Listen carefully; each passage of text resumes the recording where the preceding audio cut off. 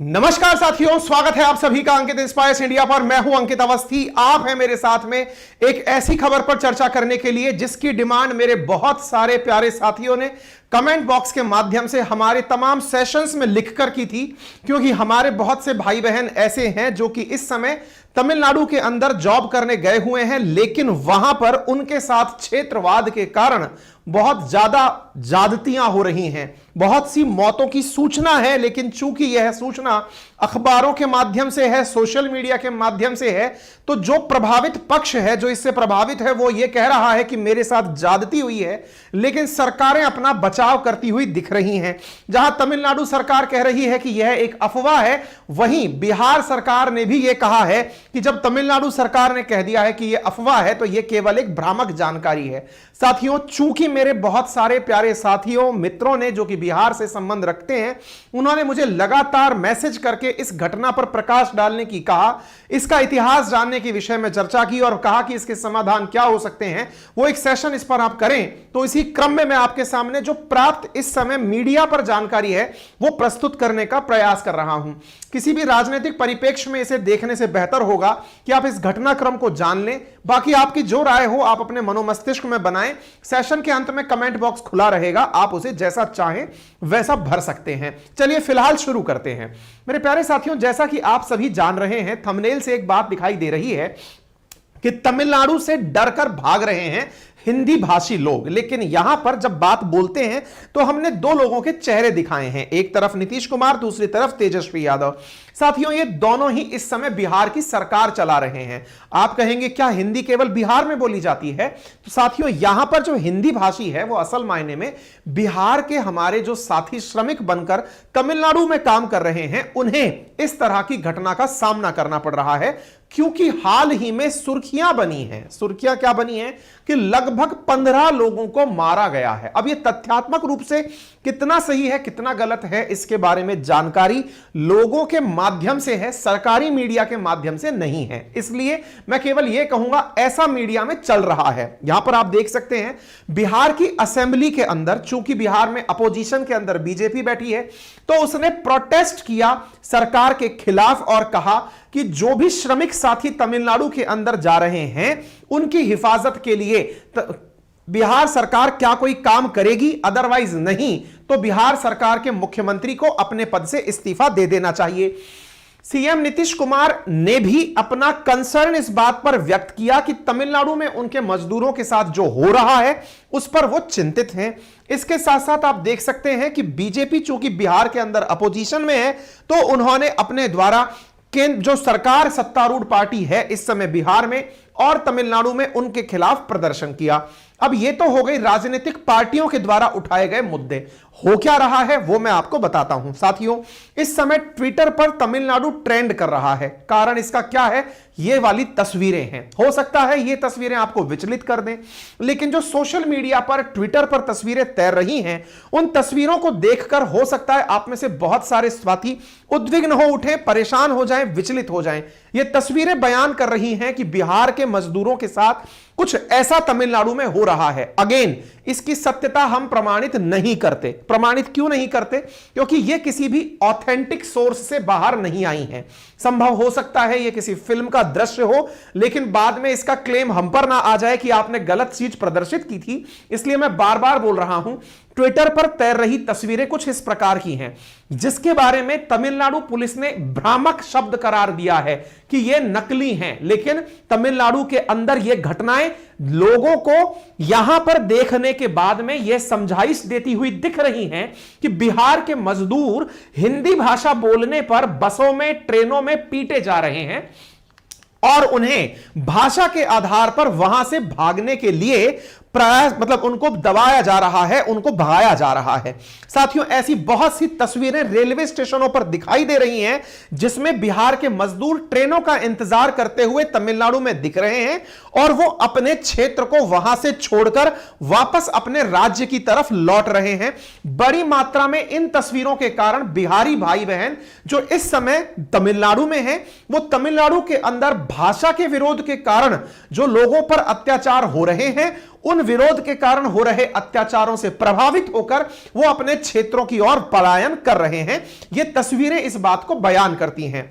तमिलनाडु में बिहारी मजदूरों पर हमले किए जा रहे हैं और हिंदी भाषी बिहारी मजदूरों को चुन चुनकर हत्या किए जाने का आरोप है, ऐसा अखबारों के अंदर मीडिया रिपोर्ट से आया है। जहां कई मीडिया रिपोर्ट्स में 5 मजदूरों की हत्या की बात लिखी गई है, 50 से अधिक मजदूरों पर हमले हुए हैं, वहीं पर कहीं विधानसभा के अंदर, बिहार विधानसभा में भी इस बात के ऊपर सवाल उठाए गए हैं कि हिंदी भाषा बोलते हुए लोग पीटे जा रहे हैं और ऐसी स्थिति में यह मुद्दा बिहार विधानसभा में प्रमुखता से उठाया गया है। एक मीडिया चैनल के द्वारा इस खबर को कवर किया गया जिसमें लोगों से यह बात पूछी गई। यहां पर यह मीडिया चैनल जो है दैनिक भास्कर है, इन्होंने बकायदा ये यहां पर बोलते हुए पाए जा रहे हैं कि वहां हिंदी भाषी लोगों के साथ बहुत गलत हो रहा है। क्यों? हम लोग हिंदी वाले हैं ना, इसीलिए वो लोग सिर्फ तमिल वाले ही वहां रहना चाह रहे हैं। जमुई बिहार के ये नागरिक हैं। 14 का मर्डर हो गया है। 14 लोग। इन्होंने अपने द्वारा कहा कि 14 लोगों का मर्डर हो चुका है। मारपीट बहुत हो रही है। ऐसे ही जमुई बिहार के और एक व्यक्ति हैं, उन्होंने भी यही वाली बात दोहराई है। वहाँ के जो नागरिक है वो लोग भगा रहे हैं। क्यों भगा रहे हैं? वहाँ वो लोग का काम नहीं मिल रहा है इसके कारण। और आप लोग के साथ में क्या क्या हो रहा है वहाँ पे?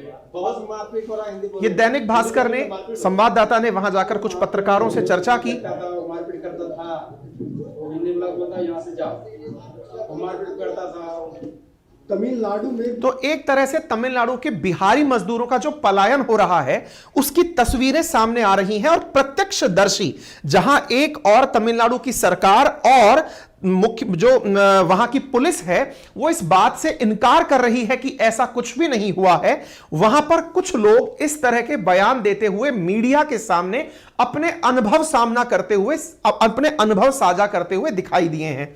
कुछ इसी तरह का एक वीडियो और इस समय वायरल हो रहा है जिसमें कहा जा रहा है कि त्रिपुरा से लौटे असगरगंज थाना क्षेत्र में एक व्यक्ति ने बताया कि त्रिपुर में हमारी कॉलोनी के आसपास हिंदी भाषियों पर अभी हमले नहीं हो रहे हैं, लेकिन कुछ ही दूर पर हिंदी भाषियों पर लगातार हमले होने से वहां पर दहशत का माहौल बना हुआ है। ऐसी स्थिति में ट्रेन की टिकट नहीं मिल रही है, जैसे तैसे ट्रेन में घुसकर अपने शहर की तरफ लौटा जा रहा है। जैसे कि कांड हुआ, त्रिपुर में कांड हुआ, जब त्रिपुर में कांड हुआ जैसे धीरे धीरे आगे बढ़ते गया।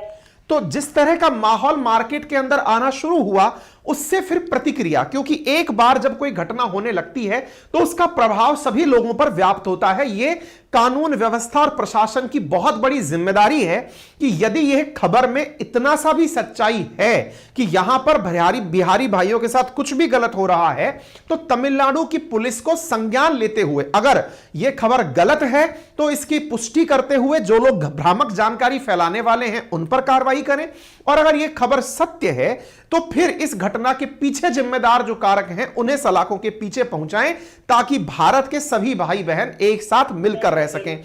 ऐसे ही बहुत सारी जानकारियां जब निकल कर आई तो यह बात समझ में आई कि यह घटना असल मायने में तमिलनाडु, जो दक्षिण भारत में स्थित राज्य है, यहां पर जिन राज्यों की जानकारी बाहर निकल कर आ रही है उनमें तिरुपुर नामक जिला जो है वो काफी प्रमुखता से सुर्खियों में है, जिसकी एक तरफ सीमा कोयंबटूर, दूसरी तरफ इरोड से लगती है, यहां पर दूसरी तरफ करूर और डिंडीगुल से लगती है।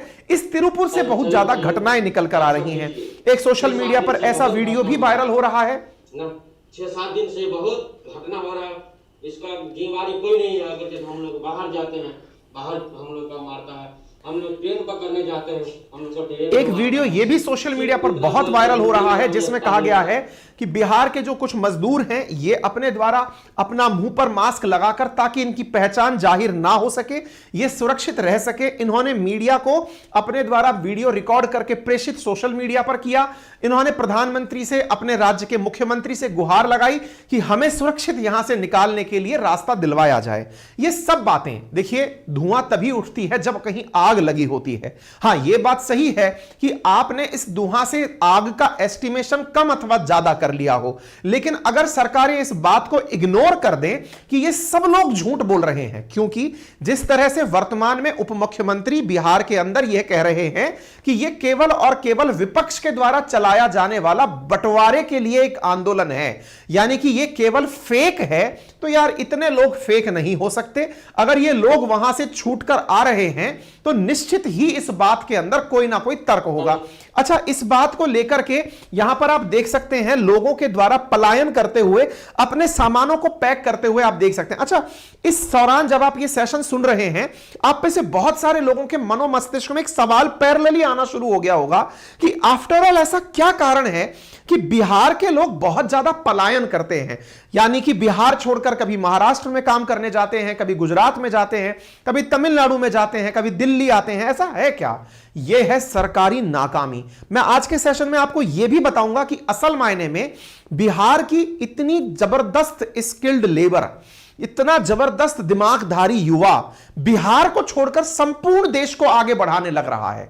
कारण राजनीतिक इच्छा शक्ति का अभाव। राजनीति के रसातल में जिस तरह से सरकारें वर्तमान में यहां कार्य कर रही हैं, उन सरकारों में चाहे किसी की भी सरकार रही हो, वो अपनी राजनीतिक रोटियों को सेकने तक सीमित रही है। ऐसे मुद्दे जो कि बहुलतावादी होते हैं, ऐसे मुद्दे जो कि लोगों को अपने साथ कनेक्ट करते हैं, केवल उन्हीं मुद्दों पर यहां राजनीति हो रही है। विकास की राजनीति की उम्मीदें कभी लालू प्रसाद यादव से लगाई गई थी, लेकिन वो चारा घोटाला करके जेल की यात्रा कर लिए। फिर नीतीश कुमार से लगाई गई थी, लेकिन उन्होंने इतनी बार पलटियां मार ली हैं, समझ में नहीं आता वो किसके साथ हैं। यानी कि एक तरफ विकास पुरुष की उम्मीदें नीतीश कुमार से की जा रही थी, वो भी फेल मार गई। लालू प्रसाद यादव से भी की जा रही थी, वो भी फेल मार गई। बीजेपी ने भी यहां पर शासन कर लिया, ये भी फेल मार गए। अल्टीमेटली जागना बिहार के युवा को खुद पड़ेगा कि ये सरकारों के ऊपर एक दायित्व क्रिएट करवाएं और ये कहें कि आप कम से कम डेवलपमेंट का एजेंडा लेकर के चुनाव में उतरे, ताकि हमें किसी अन्य राज्य में जाकर नौकरी ना करनी पड़े।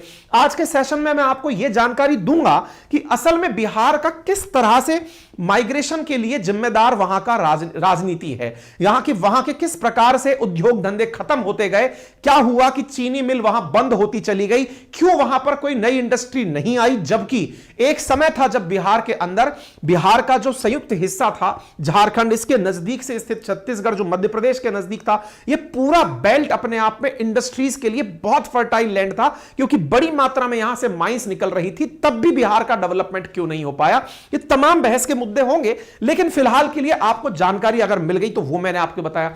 अच्छा, अब चूंकि राजनीति है तो राजनीति में वो तथ्य भी निकाले जाएंगे जिसमें विपक्ष अपनी बातों को मजबूती से रखे। विपक्ष ने इस मुद्दे को इस तरह से उठाया कि जो उप मुख्यमंत्री हैं बिहार के तेजस्वी, वो तमिलनाडु के मुख्यमंत्री की 70वीं सालगिरह पर जहां केक काट रहे हैं, वहीं तमिलनाडु के अंदर हिंदी भाषा का विरोध करने वाले लोग बिहारियों को काट रहे हैं।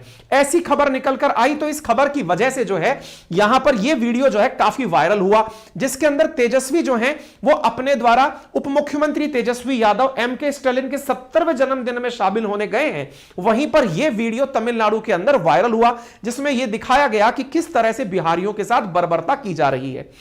जानकारी जो निकलना शुरू हुई मीडिया पर कि ऐसा अचानक क्यों हुआ, तो इसके पीछे का कारण भी एक बहुत बड़ा था। देखिए, बिहारी चूंकि बहुत मुश्किल से अपने घर का पालन पोषण करने इतनी लंबी दूर की यात्रा करता है, तो वो ये किसी भी कीमत पर नहीं चाहता कि उसकी नौकरी चली जाए। इसलिए बिहार का जो लेबर है वो पूरे देश में सबसे सस्ता लेबर कंसीडर किया जाता है। सबसे सस्ता लेबर यानी वो सबसे कम दामों पर काम करने के लिए पूरी तरह कोशिश करता है ताकि उसकी जॉब बनी रहे। साथियों, इनकी यही मजबूरी है जो तमिलनाडु के लोगों को रास नहीं आई।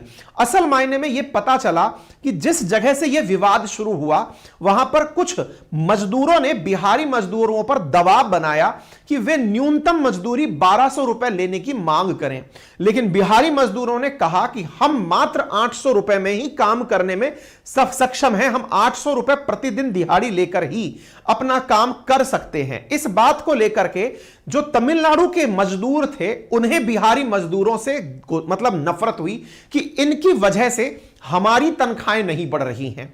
जिस प्रकार से मिनिमम वेजेस आपको एक मजदूर को देनी होती है, बिहारी मजदूर के तमिलनाडु में होने पर वो लेबर सस्ती है और वहां का लोकल लेबर 1200 रुपए लेने की डिमांड कर रहा है।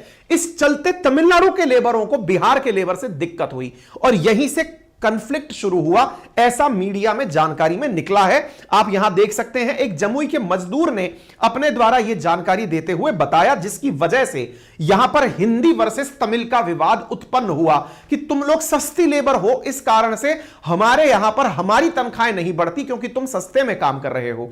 इस वजह से यह विवाद उठना शुरू हुआ। फिर सरकार में पक्ष विपक्ष का जो काम है वो लोग वो कर रहे हैं। बीजेपी के द्वारा पोस्टर जारी किया गया कि असंवेदनशीलता की भी एक हद होती है। जिस स्टालिन के राज्य में 12 बिहारी मजदूरों की हत्या हुई, उस स्टालिन का जन्मदिन तेजस्वी मना रहे हैं। इस तरह की सुर्खियां अखबारों में प्रदर्शित हो रही हैं। अगेन, ना तो मैं इस बात की पुष्टि करता हूं कि इनका पोस्टर सही है, ना मैं इस बात की पुष्टि करता हूं कि जो वीडियोज हैं वो सही हैं। मैं आज जो चल रहा है वो आपके सामने रख रहा हूं। सत्यता जांचने का काम मेरा नहीं है क्योंकि मैं संवाददाता नहीं हूं। मैं आपके सामने सुर्खियां प्रेषित कर रहा हूं कि चल क्या रहा है।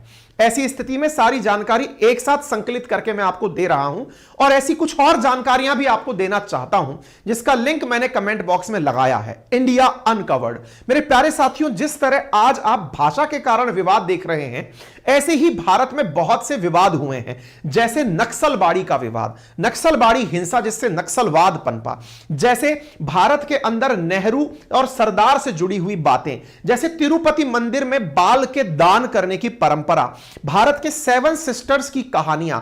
इंडिया अनकवर्ड नामक पुस्तक में आज ही सुनिए कुकू एफएम पर, जिसका लिंक मैंने कमेंट बॉक्स में आपको पिन किया हुआ है। एक हिंदी ऑडियो बुक है जिसमें आपको भारत की ऐसे अनकहे किस्से सुनने को मिलेंगे जिन्हें आपको जानकर बहुत ही रोचकता का अनुभव होगा और भारत की अनकही कहानियां सुनने को मिलेंगी।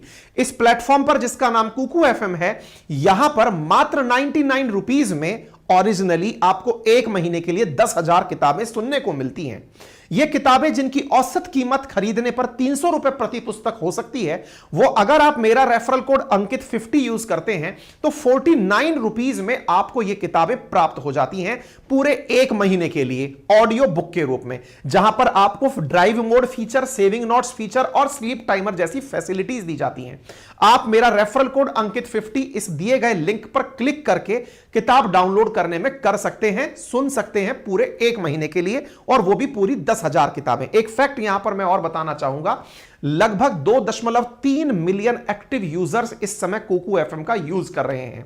यह ऑफर आपके लिए उपलब्ध है by using my referral code Ankit 50। अब लेकर चलता हूं मैं आपको उस कहानी पर कि असल में भारत में यह भाषा का विवाद पहली बार है या इसका इतिहास भी कोई पुराना है। आज के सेशन में मैंने आपको सबसे पहले यह बताया कि विषय क्या है। अब मैं आपको विषय का थोड़ा सा इतिहास और इतिहास के साथ साथ भारत की राजनीतिक व्यवस्था में कब कब भाषा को लेकर के विवाद हुए उसकी कुछ तथ्यात्मक जानकारी रखता हूं। मेरे प्यारे साथियों, भारत के साथ में एक बहुत बड़ी आयरनी यह है कि हमारे देश को जहां राष्ट्रीयता, राष्ट्र प्रेम, राष्ट्रीय भावना बांधे रखी है, लेकिन आज तक हमारे देश में कोई भी राष्ट्रीय भाषा नहीं है। देश में नेशनल लैंग्वेज का अभाव है। बहुत से राजनेताओं ने चाहा कि हिंदी को राष्ट्रीय भाषा का दर्जा दिला दिया जाए, लेकिन दक्षिण भारत में रहने वाले लोग जिनकी अपनी नेटिव लैंग्वेज जैसे तमिलनाडु में तमिल, केरला में मलयालम, आंध्र प्रदेश में तेलुगु है, कन्नड़ है, उन लोगों को ऐसा लगता है कि उन पर हिंदी जबरदस्त रूप से थोपी जा रही है। इसी कारण से देश की आजादी के बाद से कोई एक भाषा राष्ट्रभाषा का रूप नहीं ले पाई। तो फिर भारत में चलता क्या है? तो भारत में केवल ऑफिशियल लैंग्वेज चलती है और ऑफिशियल लैंग्वेज भारत में हिंदी और अंग्रेजी है। यानी भारत में देश की आजादी के बाद जहां राष्ट्रीय ध्वज, राष्ट्रीय गीत, राष्ट्रीय फूल, राष्ट्रीय एनिमल सब है, वहीं देश में एक राष्ट्रीय भाषा का अभाव है। यह राष्ट्रीय भाषा का अभाव की कहानी बहुत पुरानी है। यह कहानी कहां से निकलकर आती है? कहानी तमिलनाडु से ही आती है। असल में तमिलनाडु के अंदर हिंदी विरोध की कहानी आजादी से पुरानी है। असल में कहानी की शुरुआत होती है वर्ष 1916 से, जिस समय आजादी से पहले रेडियो स्टेशन का नाम आकाशवाणी रखा गया। आकाशवाणी जो कि एक हिंदी का शब्द है, इस पर तमिल लोगों ने विरोध जताया और 1916 के अंदर मरियामलाई अडिगल नाम के एक सामाजिक कार्यकर्ता ने स्वतंत्र तमिल आंदोलन चला दिया, जिसके चलते 2 युवा मद्रास रेडियो स्टेशन नाम के साथ आकाशवाणी जारी जोड़े जाने के विरोध में अनशन पर बैठ गए थे। बाद में 1967 में डीएमके ने सत्ता में आते ही तमिलनाडु रेडियो स्टेशन का नाम बदलकर तमिल वनोली कर दिया। यानी हिंदी के प्रति जो इन क्षेत्रों के अंदर प्रतिकार का भाव है, उसके चलते जो ऐतिहासिक जानकारी मिलती है वो 1916 से है। ब्रिटिश राज में 1937 में जब स्थानीय कांग्रेस सरकार ने स्कूलों में हिंदी शिक्षा अनिवार्य की तो यहां पर हिंदी का विरोध का सिलसिला तेजी से बढ़ा। कहा जाता है कि देश में जिस प्रकार से हिंदी को कांग्रेस यहां पर लागू कराना चाह रही थी, तो भारत को एक सूत्र में पिरोने के प्रयास को पेरियार ने झटका दे दिया। पेरियार जस्टिस पार्टी के नेता हुआ करते थे और उन्होंने जस्टिस पार्टी के नेता होने के नाते अपने आंदोलन में तमिल भाषा को समृद्ध इतिहास, परंपरा और साहित्य को बचाने के लिए हिंदी का विरोध शुरू किया और यह विरोध 1940 तक चलता रहा। 1940 में गवर्नर एस्किर्न ने स्कूली भाषा में हिंदी भाषा की अनिवार्यता को हटा दिया। यानी 1937 में स्थानीय कांग्रेस के द्वारा किया गया प्रयास जस्टिस पार्टी के पेरियार के आंदोलन तले दब गया और इसके चलते 1940 में यहां से हिंदी भाषा को हटा दिया। ये पेरियार कौन है, इनके बारे में भी काफी सारी ऐतिहासिक जानकारी है, लेकिन केवल आप एक लाइन में अगर जाने तो इन्हें एशिया के सुकरात के नाम से भी जाना जाता है। कहते हैं ये जितने हिंदी विरोधी थे ये उतने ही ब्राह्मणवाद विरोधी थे। ब्राह्मणवाद विरोधी होने के नाते इन्होंने दलितों के आरक्षण की मांग की थी। इवन ये वो व्यक्ति हैं जिन्होंने द्रविड़ के लिए द्रविड़स्तान की मांग की थी, यानी भारत से एक अन्य स्थान की मांग की थी। पेरियार की कहानी कभी और कवर करेंगे, लेकिन फिलहाल के लिए हम थोड़ा इसी आंदोलन के कुछ और आपको पहलू बताते हैं। वर्ष 1946 से 50 के बीच में फिर से हिंदी विरोधी आंदोलन का दूसरा दौर शुरू हुआ। 46 से 50 के दौरान सरकार ने स्कूलों में फिर से हिंदी लाने की कोशिश की। एक समझौते के तहत हिंदी को वैकल्पिक विषय के रूप में शामिल करने का फैसला किया गया। 1953 में डीएमके ने कल्लूकुड़ी का नाम बदल करके डालमियापुरम कर दिया। डालमिया जो कि एक उद्योगपति थे रामकृष्ण डालमिया, उनके नाम पर किया गया था। इसे वहां की सरकार ने उत्तर द्वारा दक्षिण के शोषण के रूप में रिकॉग्नाइज किया। 1959 में तत्कालीन प्रधानमंत्री पंडित नेहरू ने संसद को भरोसा दिलाया कि गैर हिंदी भाषी राज्य फैसला ले सकते हैं कि अंग्रेजी कब तक उनकी आधिकारिक भाषा रहेगी। अंग्रेजी और हिंदी दोनों ही देश की प्रशासनिक भाषा यानी ऑफिशियल लैंग्वेज बनी रहेंगी। असल में जो नेहरू के द्वारा ये जो वादा दिया गया था यह आधारित था मुंशी आयंगर फॉर्मूला के ऊपर। असल में संविधान सभा के अंदर श्यामा प्रसाद मुखर्जी केवल एक ही भाषा चाहते थे जिसका नाम था हिंदी, लेकिन देश में जब हिंदी भाषा को लेकर संसद में बहस होना शुरू हुई तो दक्षिणी राज्यों का प्रतिनिधित्व करने वाले जो सांसद थे उन्होंने इसका विरोध शुरू किया। वो वन लैंग्वेज वन स्क्रिप्ट की बात करने वाले लोगों का विरोध करने लगे। इसके चलते संविधान सभा ने मुंशी आयंगर फॉर्मूला दिया।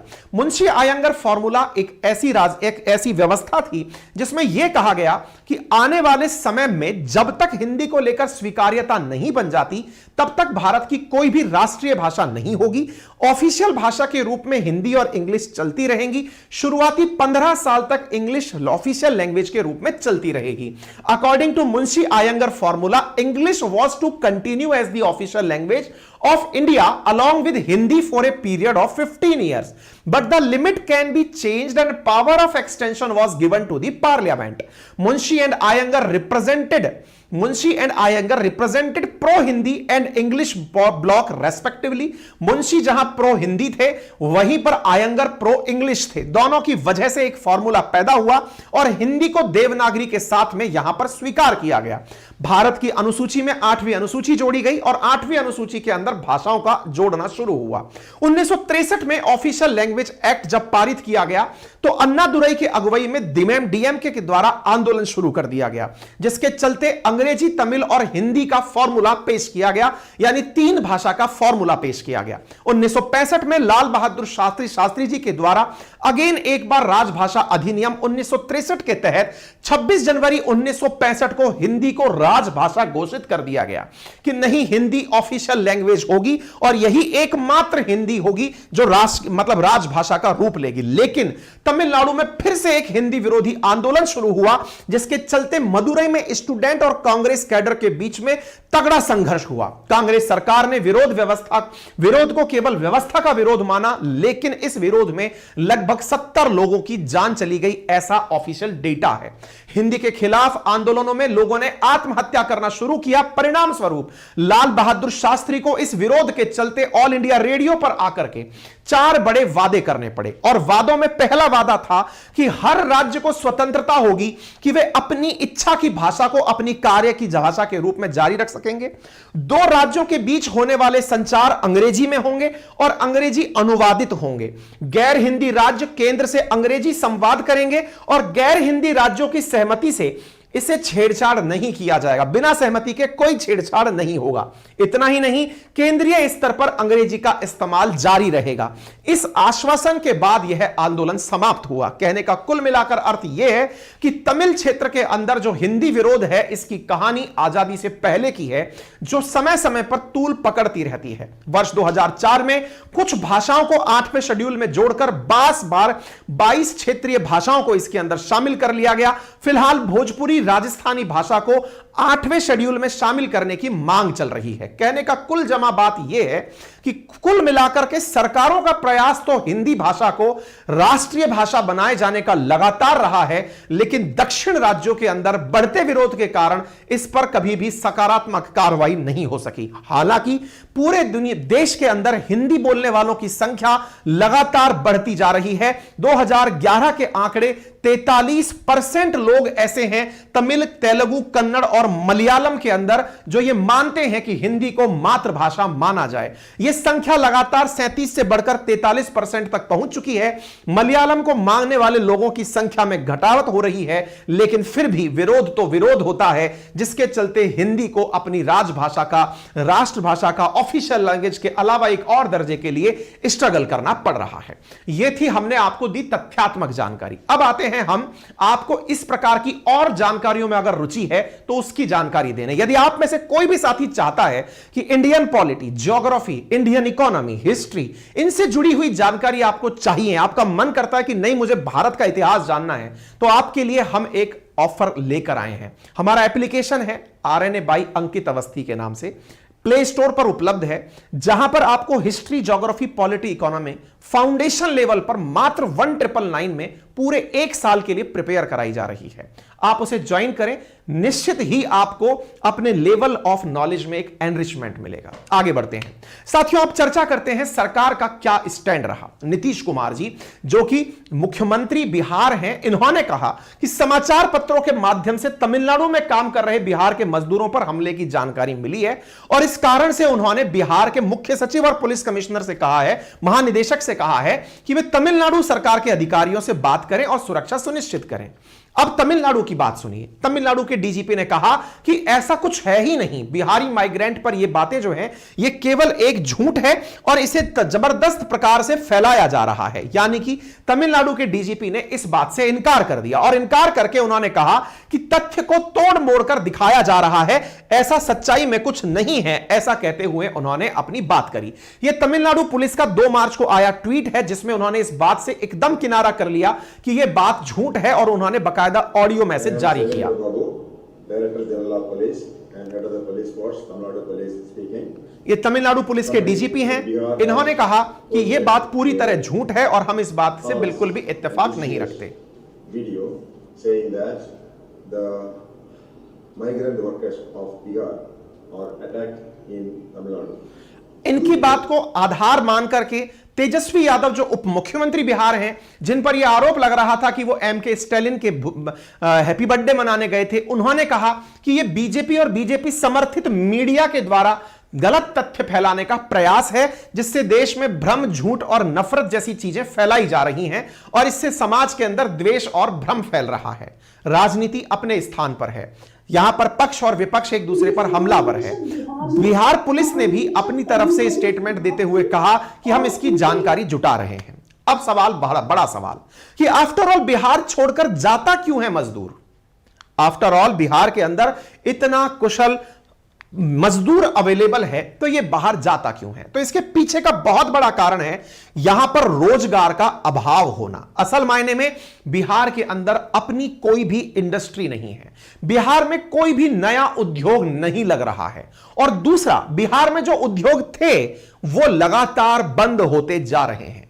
और तो और जो यहां पॉपुलेशन डेंसिटी है उसके चलते बिहार के लोगों के लिए अपने एरिया में कृषि करने के लिए पर्याप्त खेत नहीं है, यानी प्रति व्यक्ति जो भूमि होनी चाहिए जिससे वो अपना भरण पोषण कर सके वो अनुपलब्ध है। ऐसी स्थिति में बिहार के लोगों को अपना स्थान छोड़कर निकलना पड़ता है, और जब ये निकलते हैं तो पढ़ाई लिखाई के लिए अच्छे संस्थानों की कमी का सामना करते हैं। अपने बच्चों को बेहतर शिक्षा के लिए इन्हें बाहर जाना पड़ता है, और जब ये बाहर जाते हैं तो अपना जगह छोड़कर जब कोई बाहर जाता है तो उसे निश्चित ही जिल्लत सहन करनी पड़ती है। वो अपमान तो सह लेते हैं, लेकिन मारपीट और हत्याओं की घटनाओं के कारण उन्हें वहां से भागना पड़ रहा है। साथियों, ये बिहार के लोगों के साथ हो रहा जिस भी प्रकार का बर्ताव है, ये निश्चित ही मतलब हमारे देश को, इंडिया दैट इज भारत को बहुत कमजोर करता है। सरकारों को चाहिए, चाहे वो केंद्र में बैठी सरकारें हों, चाहे राज्य में बैठी सरकारें, और इतना ही नहीं, बिहार का युवा जो कि पूरी तरह से अब मतलब अपने आप में समर्थ युवा है, जो अपने आप में बहुत सी विद्याएं जानता है, दिमाग से सक्षम है, देश को जाने कितने सारे आईएएस आईपीएस बिहार ने दिए हैं, वो बिहार के उत्थान के लिए सरकार पर एक मोरल प्रेशर क्रिएट करें। जब भी किसी राजनेता से मिले तो उससे सवाल ये ना हो कि मुझे आपने कितना % आरक्षण दिया या मुझे आपने कितनी नौकरियां दी। असल मायने में साथियों, सरकारी नौकरियों से तो 5 परिवारों का भला होता है, लेकिन जब आपके राज्य में इंडस्ट्री आती है तो प्रत्यक्ष के साथ साथ अप्रत्यक्ष रोजगार का बढ़ावा होता है। सरकारी नौकरियों का विरोध नहीं कर रहा हूं, लेकिन सरकारी नौकरी के साथ साथ जब इंडस्ट्री आती है तो राज्य में निवेश आता है। राज्य में निवेश आता है, सड़कों का निर्माण होता है, बिजली की व्यवस्थाएं सुनिश्चित की जाती हैं, लोगों के लिए नए नए साधन विकसित किए जाते हैं। केवल 400-500 वर्कर जो वहां फैक्ट्री में काम करते हैं उतना ही नहीं, उनसे इनडायरेक्टली कनेक्टेड बहुत सारे लोगों को रोजगार मिलता है। इसी को इन्वेस्टमेंट कहा जाता है। सरकारों पर यह जिम्मेदारी आप लोग आधारित करें कि आप कैसे ना कैसे करके बिहार में रोजगार के स्तर डेवलप करें। साथियों, एक समय था जब बिहार के अंदर चीनी मिलों के कारण रोजगार मिला करता था, लेकिन अब लगभग 250 चीनी मिल बंद पड़ी है। कर्मचारियों को चीनी मिल से कोई भी मुनाफा नहीं हो रहा है। बिहार में सरकार तो बदलती चली गई, लेकिन हालात जस के तस रह गए। कहते हैं 1960 से लेकर 1990 के बीच में 30 सालों के अंदर बिहार में 25 मुख्यमंत्री बदले, 4 बार राष्ट्रपति शासन लगा। लेकिन 1990 से 20 के बीच में 30 सालों के अंदर 4 बार ही मुख्यमंत्री बदले। जब लालू प्रसाद यादव आए थे 1990 में, तो उनसे उम्मीद जगी थी कि ये जमीनी स्तर के आदमी हैं, बिहार में अब उद्योग जरूर लगेंगे। लेकिन कहते हैं कि परिणाम इससे बिल्कुल उलट रहा। उन्होंने अपने शासन में बिहार में सामंतवाद और समाजवाद के बीच की लड़ाई में अपनी यात्रा निकाल दी। लालू ने समाजवाद के चक्कर में उद्योगों को वहां से हटने के लिए मजबूर कर दिया, और नए उद्योग तो लगे नहीं, जो पुराने थे वो भी बंद हो गए। नतीजतन 1990 में जो भी बिहारी लोग लालू यादव से उम्मीदें लगा रहे थे, वो फिर पलायनवाद की तरफ किनारा कर लिए, और यहां से लोग निकल करके अन्य राज्यों की तरफ पलायन करने लगे। बाद में फिर उम्मीद जगी नीतीश कुमार जी से। नीतीश कुमार सीएम बनने से परिवर्तन की एक उम्मीद तो जगी थी, लेकिन उन्होंने अपना विकास नालंदा के आसपास ही केंद्रित कर दिया जहां से वे चल रहे थे। फिर रहा सहा कसर शराबबंदी ने पूरा कर दिया। शराबबंदी हालांकि राज्य अपनी शासन व्यवस्था में दिखाती है, लेकिन शराबबंदी के लिए जो आवश्यक फैक्ट्रियां लगा करती थी, जिनसे थोड़ा बहुत रोजगार आता था, वो भी ये एक बहस का विषय है कि शराब से रोजगार आता है कि अवनति आती है। लेकिन अब बिहार में लोग नकली शराब पी करके, स्मगलिंग करके शराब पी करके अपना नुकसान कर रहे हैं। कुल मिलाकर बात यह है कि किसी एक व्यक्ति को दोष देना जिम्मेदार नहीं है। मतलब दोष देकर के आप जिम्मेदारियों से किनारा नहीं कर सकते। असल में आप अपने ऊपर भी जिम्मेदारी लीजिए, क्योंकि जब तक आप सरकारों पर जिम्मेदारी डालते रहेंगे तब तक आपको वैसी ही सरकारें मिलेंगी जैसी आप अपेक्षा करते हैं। असल मायने में कुछ जिम्मेदारी अपने ऊपर भी लीजिए। यह विश्वास कीजिए कि आप जागरूक युवा के नाते सरकारों के समक्ष जब प्रस्तुत हों तो उनके सामने आप और विकल्प बेहतर कि आज का युवा क्या चाहता है यह प्रस्तुत कर सकें। लेकिन यह एक दिन में संभव नहीं हो पाएगा। बिहार ने बहुत खूबसूरत राजनेता देश को दिए हैं। बिहार ने बहुत ही जबरदस्त न्यूज एंकर्स, बहुत अच्छा साहित्य, बहुत अच्छे आईएएस आईपीएस, बहुत बढ़िया आईआईटीएंस और बहुत जबरदस्त कुशल कार्मिक दिए हैं। लेकिन अब उन्हें बिहार के लिए भी मेहनत करने की आवश्यकता है। लेकिन वहीं केंद्र और राज्य सरकारों को अपने बिहार के जितने भी भाई बहन इधर उधर राज्यों में हैं, उनकी सुरक्षा सुनिश्चित करने के लिए प्रयास करना चाहिए। उम्मीद है कि आप सभी साथियों को यह जानकारी समझ आई होगी। यदि जानकारी समझ आई हो तो अपने साथियों के साथ जरूर साझा करें। मैंने कुकू एफएम का लिंक पिन किया है, आप चाहें तो अंकित 50 यूज करके उसे यूज कर सकते हैं। और हां, अगर आपको यह पूरा वीडियो समझ में आ गया है तो वीडियो के राइट हैंड कॉर्नर पर नीचे एक सब्सक्राइब का बटन दिया हुआ है, उसे आप क्लिक कर दें ताकि भविष्य में जब भी मैं कोई जानकारी आप तक लेकर आऊं तो वह जानकारी आप तक बिना किसी पेमेंट के पहुंच जाए बहुत जल्दी से। क्लिक करने का कोई चार्ज नहीं लगता। और ऑलरेडी अगर आपने सब्सक्राइब कर रखा है तो वीडियो को अपने साथियों से साझा कर दें। चैनल पर नए हैं, वीडियो से साझा कर चुके हैं तो लास्ट में वीडियो को लाइक भी कर जाएं। बाकी इतना ही जो मैंने आपको अन्य जानकारी दी, हमारा अन्य एक YouTube channel RN by Ankit Awasthi sir है जो कि पूरी तरह छात्रों को समर्पित है। हमारा application RN by Ankit Awasthi है जहां पर पेड कोर्सेज उपलब्ध हैं मात्र 1999 में। हिस्ट्री, ज्योग्राफी, पॉलिटी, इकोनॉमी, ये हर मतलब देश के सिटीजन को जानना जरूरी होता है। परीक्षा को तो एक अपना बहाना चाहिए कि इस एग्जाम के लिए जरूरी है। मैं ये मानता हूं कि आज की जितनी मैकाले शिक्षा पद्धति है ना, लोग इंजीनियरिंग की दिशा में भाग रहे हैं या फिर 12वीं तक कुछ और करने लग रहे हैं, उन्हें अगर ये 4 सब्जेक्ट समझ में आ जाएं तो देश की बहुत सी चीजें उन्हें समझ में आ जाएंगी। ये जर्नलाइज्ड तरीके से परीक्षा के लिए तो उपयोगी है ही, लेकिन आप सबके लिए भी जानना जरूरी है। RN by Ankit Awasthi application पर उपलब्ध है। थैंक यू सो मच, अपना ख्याल रखें।